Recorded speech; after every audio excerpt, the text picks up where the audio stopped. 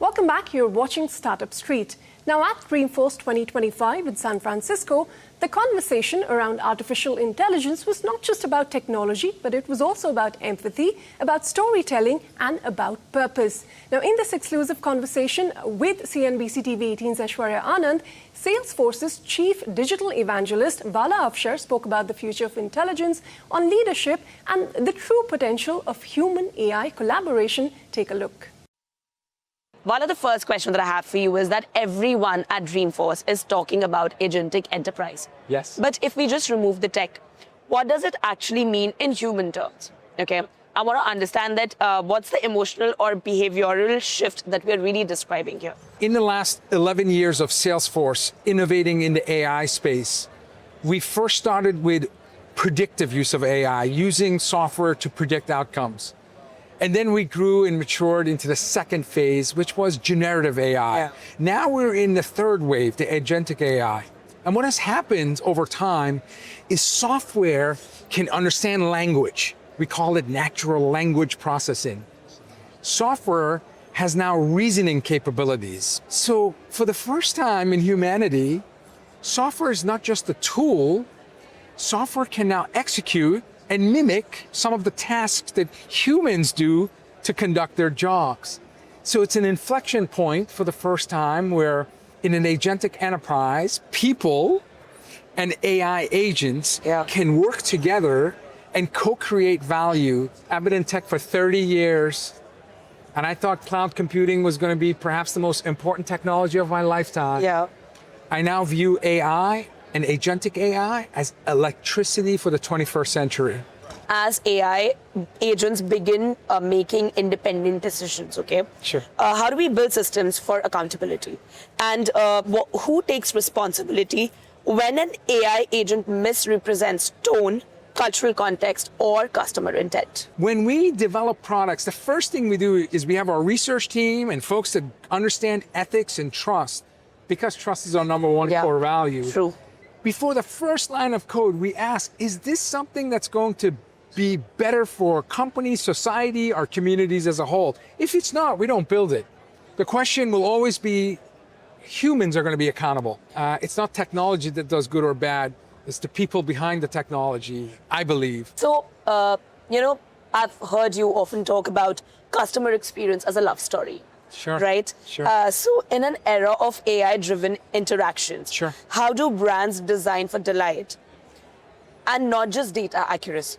And can empathy still scale when algorithms are in the driver's seat? All AI projects start and finish as data projects. So they're critically tied to each other in terms of success. Yes, you can build empathy in an algorithm. Okay. I got to tell you, when we launched Agentforce to help our customers on our website, help.salesforce.com, we made a mistake. We didn't modify the algorithm to say, look for words where if there's a sense of urgency or tonality, immediately get them to a human. To stay relevant, you have to deliver value at the speed of need. Great agentic enterprise companies have the ability to forecast and predict, what can I do to make you smile, to make you fall in love with my brand? Those are the companies that are going to win. Traditional KPIs measure speed, scale, ROI, right? But when AI starts thinking and acting, how do you measure success then? That's a great question. I think you have to adopt a mindset of working backwards. Okay. Start with asking a question, what does your customer consider success? Okay. What does your customer need to grow their business? Innovation doesn't happen in the centers. Innovation happens on edge. How does your customer serve their customers? That's where you find innovation opportunities. Once you understand what success looks like for your customer, then you can define the key performance indicators in terms of the progress you're making to ensure your customer is successful. Now, you've seen innovations across continents. When you look at India specifically. India specifically? Yes. Yeah, I love its scale, speed, and scrappy, experimentation, I would say.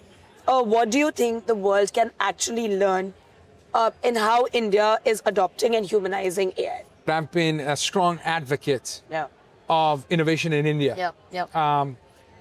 Right now, and the numbers speak for itself. Right now, when you look at the number of startups valued at $1 billion or more, unicorns. India is number 3 in the world. Yes. US, China, India. You're approaching about 100 unicorns in India, which again, 3rd in the world, and big distance between 4, 5, 6, 7, and 8. So India will play an incredibly pivotal role in the success of Salesforce and our ecosystem. Yeah. The investments we're making in India and the growth trajectory from 2022 to 2025, we've had 6x growth in terms of number of resources we have in India. The investments we're making in startups in India, Salesforce Ventures is super. The actions of my company clearly speak to the importance of India in terms of what could be a global superpower when it comes to AI innovation. Vala, my final question to you is, you've been part of the Dreamforce for over a decade now. Absolutely. You've seen trends come and go. What's your one thing that you wish that the world would unlearn about AI? In the last 15 years, I've come to Dreamforce. What are some new ingredients? Cloud computing, social networking, the mobile revolution, Internet of Things, the data revolution, metaverse, distributed ledgers, blockchain, quantum computing, AI, agentic, predictive, generative, physical. Yeah. So my answer to your question, unlearn about most of the recipes you have. And if you're not operating like a chef, if you're not unlearning all the recipes of the past, you may ignore an ingredient that frankly is going to either keep your restaurant up and running or it's going to close. You're either an agentic enterprise or you're on the path of a declining business. All right, on that note, we're going to wrap up this special edition of Startup Street. Thanks very much for tuning in. It's a goodbye and thank you from all of us.